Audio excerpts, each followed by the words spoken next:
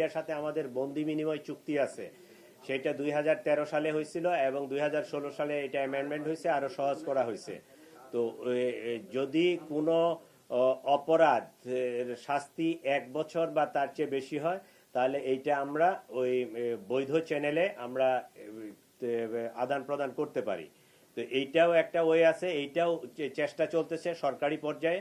Informal ওয়েতে personal পরিচিতি থেকেও আমরা চেষ্টা চালাইছি। যে ইনফরমেশনগুলো আপনাকে বললাম যে ওই যে পূর্তি এবং ওই যে ট্যাক্সি ড্রাইভার স্বামী দুইজনকে মেঘালয় পুলিশ অ্যারেস্ট করছে, এটা কিন্তু আমাদের ইনফরমাল কমিউনিকেশনের ফলশ্রুতিতে।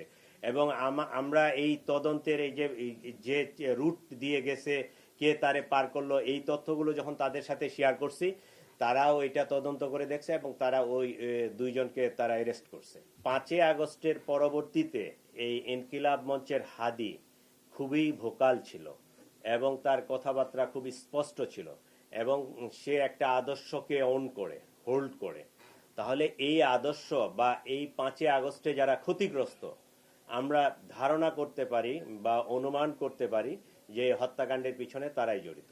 নাম্বার প্লেট চেঞ্জ করছে ওর বাবা, অস্ত্রের পোটলা রাখছে ওর মা, এটা নিয়ে গেছে তার বোনের বাসায়, ওখান থেকে তার শ্যালক, তার এক বন্ধু। ওই যে ফয়সালের 3টা আইটি ফার্ম আছে, ওই আইটি ফার্মের নামে তার অনেকগুলো ব্যাংক অ্যাকাউন্ট আছে। এই ব্যাংক অ্যাকাউন্টের চেক এগুলো, কিন্তু চেকগুলো দেখা যায় যে চেকগুলো সিগনেচার করা, কিছু কিছু চেকে টাকার অ্যামাউন্ট বসানো আছে, কিছু কিছু চেকে টাকার অ্যামাউন্ট বসানো নাই। এই চেকের ফিগার, এটা টাকা বলতে ক্যাশ টাকা না, এটা চেকের ফিগার।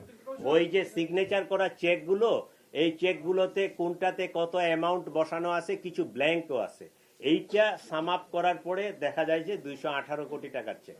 ঘটনার এতদিন পরে আমরা অনেক কিছু বিভিন্ন মিডিয়ার মাধ্যমে জানছি।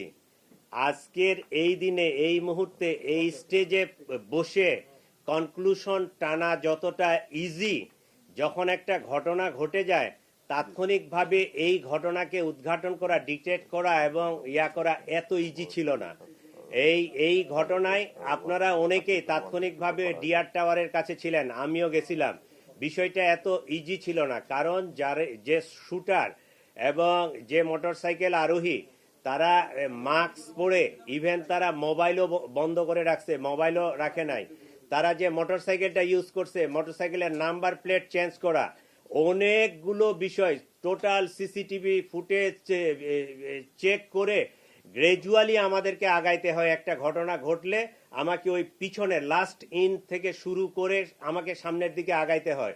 জিনিসটা এখন যত সহজে বলা যাচ্ছে, এইটা এই 12 তারিখ 2টা 20 বা 24-এর দিকে যখন ইনসিডেন্টটা হয়, তখন কিন্তু বিষয়টা এত সহজ ছিল না।